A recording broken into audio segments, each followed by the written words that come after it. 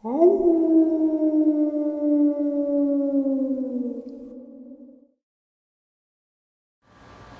greetings and salutations, everyone. I hope everyone is still doing well, and welcome to tonight's second half. Before we jump into this second half, a couple links. As you know, I rely on Patreon, PayPal, and the merch to help the channel to continue to grow and go. Links to Patreon and PayPal are in the description below, the merch displayed directly under the video. Also, Dogman, Frightening Encounters, Volume 1 through 3, the audiobook versions. They all were written and researched by Tom Lyons, narrated and produced by me, Jeff Nadolny. Those audiobooks are available on Audible, Amazon, and iTunes, the links to which are also in the description as well. And finally, last but definitely not least, if you'd really like to help support this channel to continue to grow and go, simply subscribe. It doesn't cost you a cent. Click that like button. It takes half a second. If you do not want to miss out on any of the informative and exciting uploads I put out daily, click that bell icon and please leave a comment. Why? Well, folks, because all of these things, they really do help this channel to continue to grow and go, and they definitely do matter. Now, everyone, I have taken far too much of your time. Let's jump in to tonight's second half, shall we? Tonight's first encounter. So this happened Saturday, August 28th, 2021 in British Columbia, Canada. I'm not entirely sure what I encountered. I live in a small to medium-sized town, not a large city, in a suburban neighborhood that's situated close to the Fraser River. Everything around here is mostly woods, and there's also a large Forest Service road system a few blocks away that goes quite far into the bush. A little bit more about my immediate area around my home. Sorry, it helps to understand where everything is. There's a little park across from my house with a small playground and a paved path that goes about a half a kilometer until it meets up with the main road. Down the hill from there, there's a newer housing development area that has a large cleared area, previously bush, and a long gravel path that leads to a meadow and eventually the road. If you walk to the bush at the park across from my house and take a right in the woods, there's a narrow trail that's quite overgrown that pops you out at the start of the hill down by the new development. There's also quite a few trails within that section of bush at the park. About 100 meters away to the right of the hill is another park that connects to the Forest Service road system and endless bush. From the park across from my house to the end of the meadow is about 1 to 1.5 kilometers in total. The meadow connects to a large gravel area across from a high school up a hill, which is where this begins. So here's what happened. This is all later at night at around 11:30 p.m. Me and my girlfriend were in the gravel lot in my SUV across from the high school, where we were talking, and she eventually fell asleep, as we had been walking around all day, and the fair was in town. About 15 minutes after she was asleep, I started to get an eerie feeling like I was being watched, and had a feeling like we had overstayed our welcome. I didn't like it at all, and always trust my gut when I get feelings like this, so I started to wake my girlfriend up. Just as she's starting to wake up, I heard what sounded like someone shouting, kind of like "hoo" or "ha," further down the hill into the meadow. I would have disregarded it, but it caught me off guard a bit, since it sounded almost doubled, like the person had a chorus pedal or a pitch shifter in their voice. It spooked me a bit because of that, and I hadn't heard anyone yell like that before. I finished waking my girlfriend up, and we drove away from there into the elementary school parking lot down the road from the hill leading to the new development.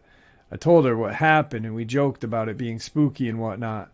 Then I looked up videos to try and find something that matched what I had heard, and Skinwalker screams/vocalizations were what matched up most. Unfortunately, I scrolled into the comments, which mentioned the further away the scream is, the closer it is to you. It spooked me for a moment, but I chalked it all up to coincidence.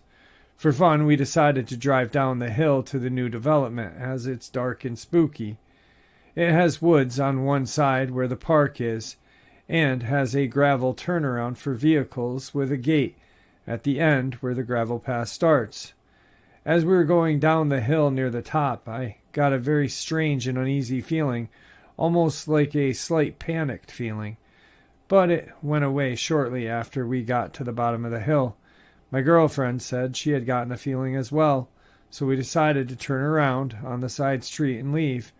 I decided to play some music that always helps take the scared feelings away from me.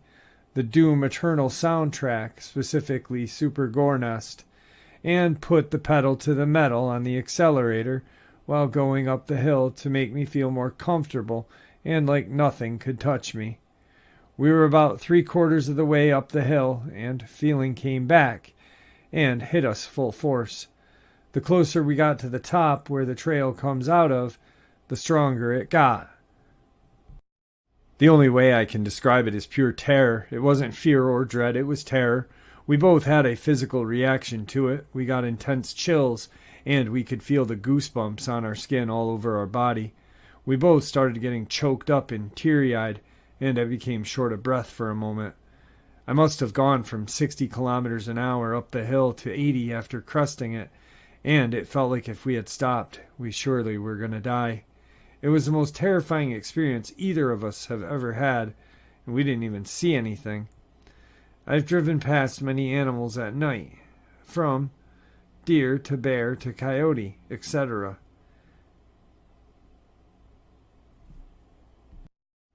And have been outside walking home alone at night with a bear going through garbage cans at my neighbor's house. I've dirt biked past a mama bear with cubs and a mama moose, and I thought those were the scariest experiences. No scary experience I've had, from a car accident when I was young to almost being hit 4 times during road construction from dumb drivers, can even come close to that feeling I had that night. The Doom soundtrack turned the feeling from being a badass into the feeling like it was my anthem of death. It was truly the most terrifying experience. After getting out of Dodge, we went to a well-lit mall parking lot and calmed down for a bit. Still shaken, I drove my girlfriend home and had a very anxious and fear-ridden drive home, as the park across from my house connects only 150 meters away from where this encounter took place. When I got home, I made sure everything was locked up tight, had a little weed to calm down, and then went to bed while on a video chat with my girlfriend. At 3:30, maybe 3:45, I woke up to a mild return of panic. About 5 minutes later, I fell back to sleep. I dreamt of the experience all night. The next morning, my girlfriend told me she had heard tapping on my window at around 3 in the morning, which made me shudder as my window is about 9 feet off the ground. I don't know what to make of these experiences, but I will definitely not be walking around my house alone at night ever again. We're going to go back on a drive there at night again and see if it happens. Not sure if that's a stupid idea, but my curiosity about cryptids and the like has peaked, and I need to know what's lurking around there. Thank you. Good old creepypastas and Reddit to really just destroy Native American lore. We have a skinwalker in British Columbia, Canada. No, you've got a shapeshifter, but not a skinwalker. Definitely, probably the smartest idea would not to be going back to the location of your experience, but that's on you. Anyway, moving on. Tonight's second encounter. I've had some bizarre and terrifying experiences in and around a friend's house I stayed at for a while when I was younger, in rural mid-Michigan. After so many occurrences, I asked the owner of the house about it over and over. They are Anishinaabe, Native American. They kept pretending I didn't say anything at first, then kept telling me not to bring it up. I eventually got to drinking with them, and they'd open up about how there's a bear walker in the woods out back and something terrible happened in the house. kept saying to not acknowledge it and never investigate or go toward anything, and to stay indoors. But the problem was, indoors was just as scary. They also seemed very convinced they knew what they were talking about, and that it was something that has been following their family for a long time. I saw a ghoulish, pale human face outside their windows and in the woods multiple times, and noises. They had a dog that stayed outdoors, and it went nuts barking most nights. Every time I tried to see what it was barking at in the woods, it would yelp and hide in its doghouse, and there would be a strange noise or rustling in the trees. One night I was outside with my friend, and we kept feeling a presence in a field across the street, and as soon as we both started talking about it, these human-like shrieks came from that direction, and we both freaked and ran inside. More strange stuff happened after that. It felt like I was in months-long horror film and felt very unreal. Haven't really told anyone about it since it happened. I lived there for 3 months, and I've never been able to explain the things that happened in a rational way. Whatever it was, it really did seem like it was trying to get me to come out to it. I felt like I was going insane. Today's third experience. I should mention that I had never heard of cryptids before being stationed in Colorado. When I didn't know what to make of them and used to talk about them as a joke with my friends. The first experience I had, I took one of my buddies up to San Isabella National Forest, which I've been through many times before. We drove out there at around 9 p.m. and rode some trails out to the heart of the forest looking for cryptids. But really, I was just screwing with him and going along for a trail ride. At the turnaround point, I got that cliché feeling of being watched, but was driving with my backup camera on the whole time. The trail was a bit dusty, but I started to notice an almost man-like shape running behind the vehicle from a distance. I didn't say anything at first because I thought maybe it's just me, so I stopped for a minute and asked my friend if he saw anything in the camera, and he described the same thing. We then rolled down the windows and listened for any movement outside. With nobody else in a 250 square mile forest, we simultaneously heard a little boy cry out for help, and our heads snapped towards each other, and my friend said, "Drive!" We kept moving back on the trail and seeing the thing in the camera, standing as tall as a spare 35-inch tire on my lifted Jeep while running on all fours. When we got to the fork in the trail that turns back the way we came, I decided to turn and head back just because I was curious and wanted a definitive interaction. My buddy wasn't interested in proving there was bad crap out in these woods, but I was driving. After a few minutes, he starts groaning loud like he was hurt and covering his face. When I asked him what was wrong, I get hit with the sensation of absolute dread and sensory overload. When I was younger, I practiced black magic, and I can say with absolute certainty that it felt like a demonic presence. My eyes were tearing uncontrollably, and I could hardly breathe or speak, at which point I turned around on the trail, and we left for good. Still with a clear humanoid shape tailing us out of the woods. He later told me he heard something make a noise out his window that started like a low gurgling but raised to a loud scream just like a howler monkey. I never heard anything, but the sensation was overbearing and physically crippling. After getting back on the road and stopping for gas, we found muddy handprints on the rock guard and tire gate of my Jeep. It was spotless before leaving. The second encounter, a few weeks later, I took some friends up there, minus the one from the first time, on what you would call an armed expedition. I was definitely disappointed in their tactical proficiency and weapon handling, considering we were all soldiers, but they were willing to do this with me. There were 5 of us this time, and we were armed with 2 rifles, a 12-gauge, and sidearms. After driving down the same trail and having a few odd experiences, such as hearing movement in the dark, glowing red eyes, and some heard singing, we decided to dismount and walk the footpath.